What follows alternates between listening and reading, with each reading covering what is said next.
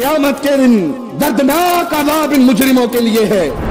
قرآن کو بدلنے والے، قرآن کو چھپانے والے، قرآن کے حکموں کو چھپا کر اپنے پیٹ کا دھندا چلانے والے، اپنے سامنے لوگوں کو سجدے کروانے والے، اپنے بابوں کی قبروں کا طواف کروانے والے، اپنے پیروں کی درگاہوں پہ لوگوں کو حج کے لیے بلانے والے، اس کو غریبوں کا حج قرار دینے والے، شرک کا یہ کاروبار چلانے والے۔ بخاری و مسلم میں ہے، رسول اللہ صلی اللہ علیہ وسلم نے فرمایا، اس امت میں ایک ایسی قوم آئے گی کہ تم اپنی نمازوں کو ان کے مقابلے پہ حقیر جانو گے۔ وہ قرآن پڑھیں گے، قرآن ان کے حلق سے نیچے نہیں اترے گا۔ اگر آپ پہلی مرتبہ ہمارے چینل پر تشریف لائے ہیں تو کا خیر کرتے ہیں، پلیز سبسکرائب کر لیجئے۔ یہ پوری دنیا رب کے ہاں مچھر کے ایک پر کے برابر بھی ہوتی، مچھر کے ایک پر کے برابر پوری دنیا اللہ کے ہاں ہوتی۔ آقا فرماتے ہیں رب کسی کافر کو ایک گھونٹ پانی بھی نہ دیتا۔ اس دنیا کی تو قیمت ہی نہیں ہے، اسی لیے اللہ اپنوں کو بھی دیتا ہے، دشمنوں کو بھی دیتا، اور جس سے اللہ محبت کرتا ہے اس کو اپنے قرآن کی محبت دیتا ہے، اس کو اپنے قرآن کا فہم دیتا ہے۔ وَلَا يُكَلِّمُهُ اللَّهُ وَلَا يُكَلِّمُهُمُ اللَّهُ، اللہ نہ ان سے کلام کرے گا یوم القیامہ، قیامت کے دن۔ وَلَا يُزَكِّيهِمْ، نہ اللہ ان کو پاک کرے گا۔ وَلَهُمْ عَذَابٌ أَلِيمٌ، ان کے لیے دردناک عذاب ہوگا۔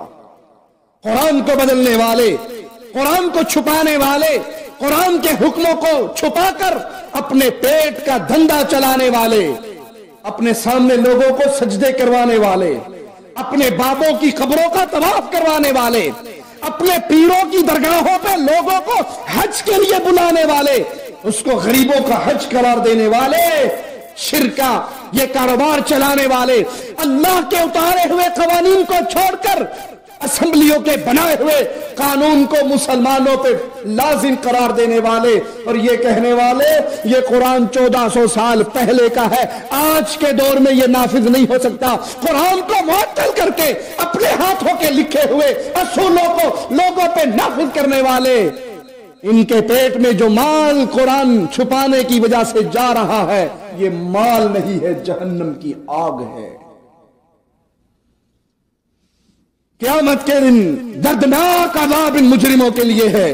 بخاری و مسلم میں ہے، رسول اللہ صلی اللہ علیہ وسلم نے فرمایا، اس امت میں ایک ایسی قوم آئے گی کہ تم اپنی نمازوں کو ان کے مقابلے پہ حقیر جانو گے۔ وہ قرآن پڑھیں گے، قرآن ان کے حلق سے نیچے نہیں اترے گا۔ اللہم لا تجعلنا منہم ولا معاہم ولا فیہم، اللہ ان بد نصیبوں میں ہمارا شمار نہ فرما۔ لوگوں سوچو کہیں یہ حال ہمارا تو نہیں ہو رہا۔ قرآن پڑھیں گے، قرآن میں حکم پائیں گے سود حرام ہے، گاڑی ان کے پاس سود پہ لی ہوئی ہوگی، قرآن میں پڑھیں گے سود حرام ہے، کوٹھی انہوں نے بینک سے سود کے قرضوں پہ بنائی ہوگی، زمین انہوں نے سود پہ خریدی ہوگی، کھیتی باڑی کے اوزار سود پہ لیے ہوں گے۔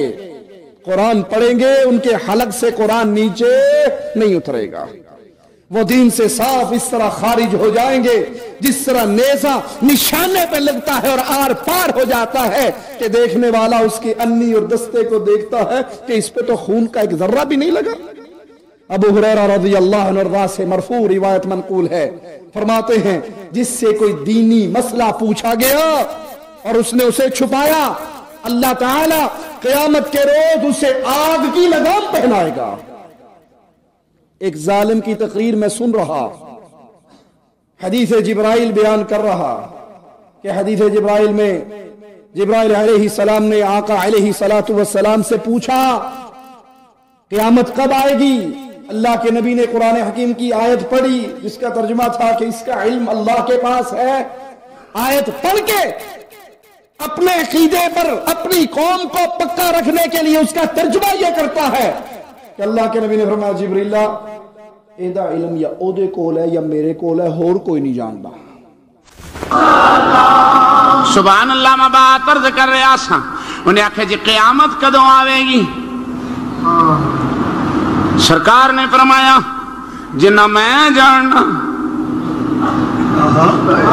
नहीं समझे, गल समझो, जिन्ना मैं जानना तू ही जानना, चुप कर जा।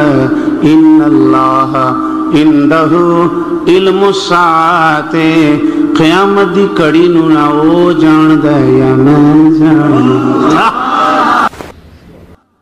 ये कुरान की आयत के तर्जुमे बदलने वाले, ये कुरान की आयत के अंदर अपनी मर्जी के तर्जुमे दाखिल करने वाले। एक कादरी साहब ने तर्जुमा किया है कुरान हकीम का अरफानुल कुरान के नाम से, और जब आयत आई है कुल इन्नमा अना बशरुम मिस्लुकुम, ब्रैकेट में लगा देता है बज़ाहिरी तख्लीक में अल्लाह ने आपको बशर बनाया, अपने अकीदों को साबित करने के लिए कि वगरना तो आप नूर मिन नूरिल्लाह थे। अगर किसी से दीन का मसला पूछा जाए और वो दीन के मसले को, कुरान की आयत को छुपाए, क़यामत के दिन दुनिया में तो 4 चंदे मिल जाएंगे, 10 मुरीद बन जाएंगे, क़यामत के दिन उसके मुंह में जहन्नम की आग की लगाम दी जाएगी। कुरानी आयत से रूगर्दानी करने वालों का इंजाम क्या होगा? आइए अल्लाह की किताब से सुनते हैं। वमन अज़लमु मिम्मन ज़ुक्किर बिआयाति रब्बिही सुम्मा अअरज़ अन्हा इन्ना मिनल मुजरिमीन मुंतक़िमून। वमन अज़लमु मिम्मन ज़ुक्किर बिआयाति रब्बिही, उससे बड़ा जालिम कौन है, उससे बड़ा मुजरिम कौन है, उससे बड़ा अपनी जान पे जुल्म करने वाला कौन है, जिसको कुरान की आयत सुनाई जाए सुम्मा अअरज़ अन्हा, फिर वो कुरान की आयत से अपने मुंह को मोड़ ले, अपने चेहरे को पलट ले, कुरान की आयत से मुंह मोड़ ले। इन्ना मिनल मुजरिमीन मुंतक़िमून, हम मुजरिमों से इंतकाम लेने वाले, हम मुजरिमों से क़यामत के दिन इनसे इंतकाम लेने वाले हैं। जिसको कुरान की आयत सुनाई जाए और वो अपना चेहरा फेर ले, वो अपना मुंह बदल ले, वो अपना रुख बदल ले, वो कुरान की आयत पे गौर ना करे, कुरान की आयत को सुनकर अपने आप को उसके ताबे ना करे।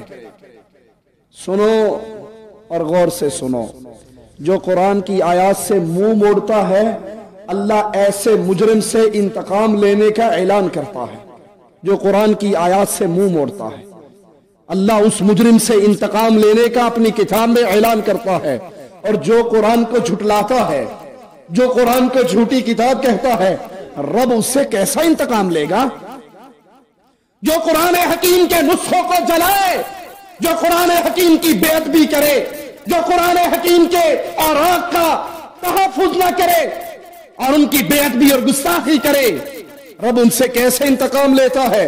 सही बुखारी में है, सैयदना अनस फरमाते हैं एक ईसाई था, मुसलमान हो गया था, सूरत बकरा और आले इमरान उसने पढ़ ली थी, नबी करीम के लिए वही लिखा करता था, फिर मुर्तद हो गया, दोबारा ईसाई हो गया और अपने ईसाइयों में जाकर कहने लगा मोहम्मद को कुछ नहीं पता सिवाय जो मैंने लिख कर दिया है।